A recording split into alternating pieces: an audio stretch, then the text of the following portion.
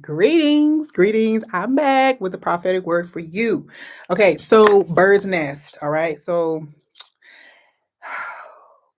so a bird's nest was in my yard for the second time falling.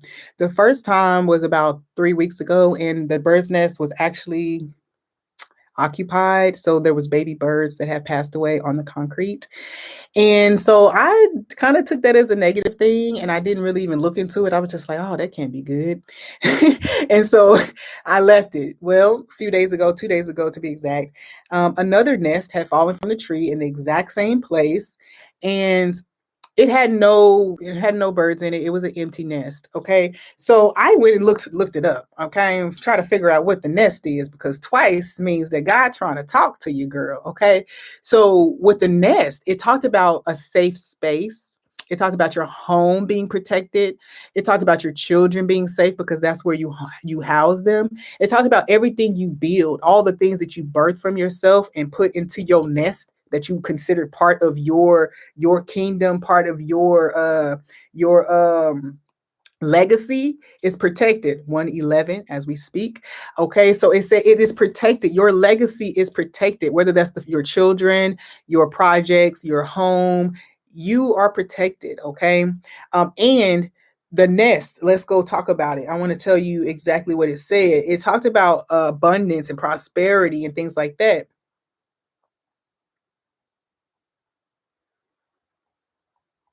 So let me tell you what it said. It said health, happiness, friendship, and good luck.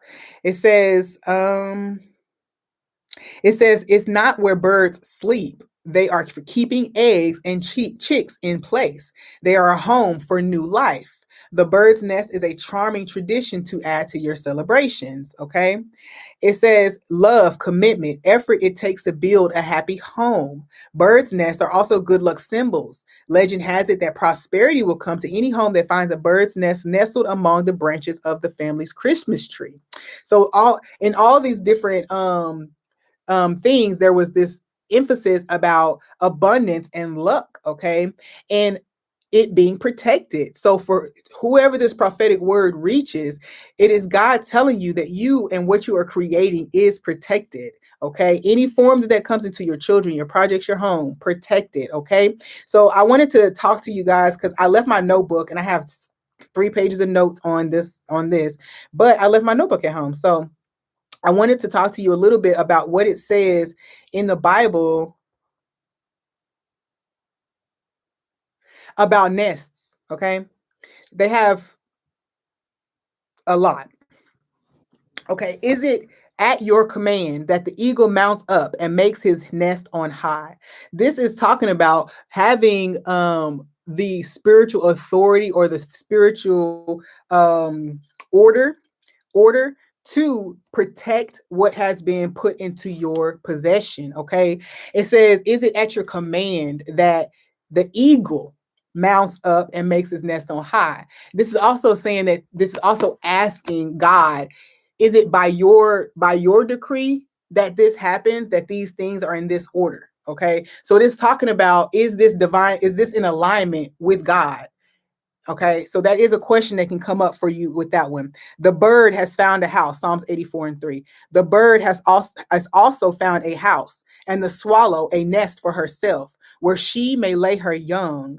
Even your altars, O Lord of hosts, my King and God. This is talking about the bird also has found a house and the swallow a nest for herself where she may lay her young. This is giving praise to, this is talking about the birds having a home. I feel like in the next verse it says that you should not be concerned, because if God is caring for and providing nurturing and safety for the birds of the sky, then God is also providing the same thing for you. Okay, excuse me. Let me see. Oh, wow. Look at that. Okay. Leave the cities and dwell among the crags, O inhabitants of Moab, and be like a dove that nests beyond the mouth of the chasm. Okay. Listen now. Now that's a whole word right there. A whole word. Okay. A chasm. Oh, okay. Yeah, a gorge. Okay, yeah. So beyond the mouth of the gorge. Okay, so this is talking about basically uh leaving the city, dwelling amongst nature, and what is a crag? I need to know what that means. A cliff. Yeah, okay. It's to the mountains. Go to the mountains, and oh inhabitants of Moab, and be like a dove, Moabites. Moabitis. Okay. Anyway, and be like a dove that nests beyond the mouth of the chasm, beyond the mouth of the gorge or the sunken place, beyond death, beyond decay, beyond opposition, beyond danger. There, in that space, is where you will go and create and build your nest. Okay. Numbers, that was Jeremiah 48 and 28. Numbers 24 and 21. And he looked at the Kenite and took up his discourse and said, your dwelling place is enduring and your nest is set in a cliff. Okay. Same concept there. This is talking about it. It talks about having a stable, secure place. A stable, secure nest is set in the cliff. Now, why would something be set in the cliff? Because it's not easily reachable. And it presents danger for anybody who doesn't know that land or that space. There's like this footing that you have to have when you're on a cliff. And a person whose house is up on the cliff, they know the footing to take, right? They know where they can step and where they can't. But a stranger or a predator coming into that space won't know. So that's kind of like a significance of the cliff, in my opinion. Okay. In my opinion, that's kind of like why somebody would say set it up on a cliff or take it to the mountains, because God can guide you on where to put it, where you'll be safe. And your safety will be dependent upon the fact that most people won't be able to trek in that land. They won't be able to navigate the mountains, or know how to navigate. Okay, there you go. Okay.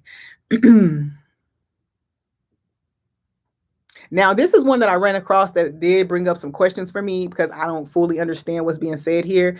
But Matthew 8 and 20, Jesus said to him, the foxes have holes and the birds of the air have nests, but the Son of Man has nowhere to lay his head. I think he's talking about, I don't know what this is talking about, but I feel like it's talking about actual Christ.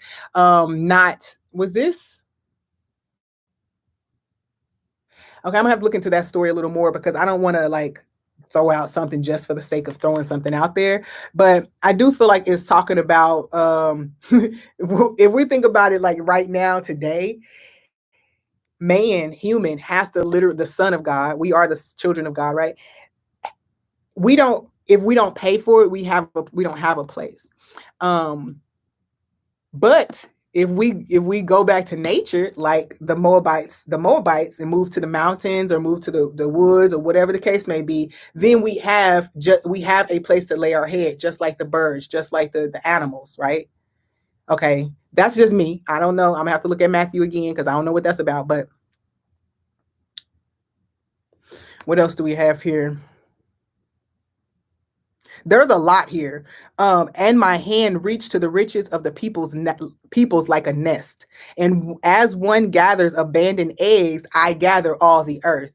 And there was not one that flapped its wing or opened its beak or chirped. Nobody objected. Nobody objected. Nobody objected. There was no objection. And my hand reached to the riches of the peoples like a nest. And as one gathers abundant eggs, I gathered all the earth. I gathered all of these things because they belong to me. And there was not one that flapped its wing or opened its beak or chirped.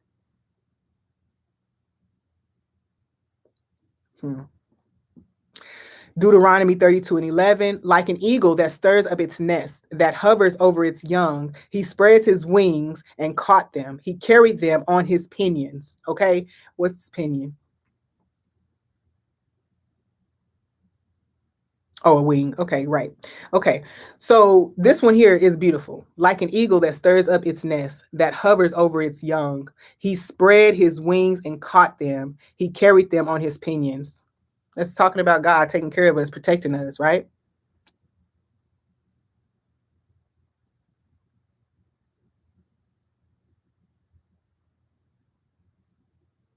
Wow. Wow. Okay. Jeremiah 49:16. I think, is he talking to the Moabites?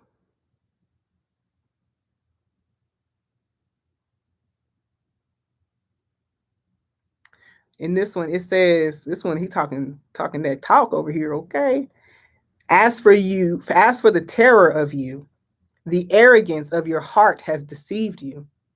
O you who live in the clefts of the rock, who occupy the height of the hill, though you make your nest as high as an eagle's, I will bring you down from there, declares the Lord. Okay.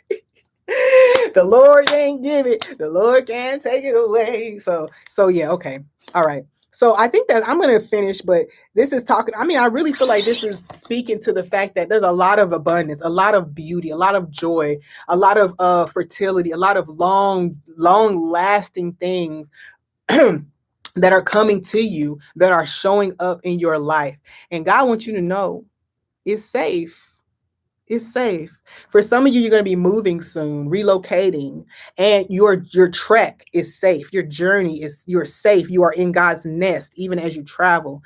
For some of you, you have a new business venture. Okay, it's a new business venture, and you may be fretting, sharing the concepts, opening up to other people, sharing the ideas and the tasks, out of fear that it may not be done right, or that it'll be kind of taken from you or something like that. God said, no way, no way, no way, no way will it be. Okay. No way will it be. No way will he let somebody take your stuff. Okay. So here we go. Anything you want to say about this message, but the bird's nest, beauty and fertility? And you guys, I did look it up to see kind of like how people use bird's nest, if people use bird's nest in spiritual practice and stuff, and they do. Um, I ran across first black magic stuff, which was very much attacking stability, making you feel unsafe. You know what I'm saying? Like making you feel attacked, and that there's always a problem. Financial resources, like a lack of financial resources, people try to cause with that. But on the positive end, I did find that there were some rituals and traditions that were tied to actually attracting abundance, and protecting the blessings. Look at that, blessed, all that glitters. Look at that. God don't be playing. God be coming right on through these cards. God be coming through. All right, so let's see. Do you have anything more that you want to talk to them about? Any message that you want to deliver regarding this channeling? Fork in the road. Yeah, for somebody, you're crippled by fear.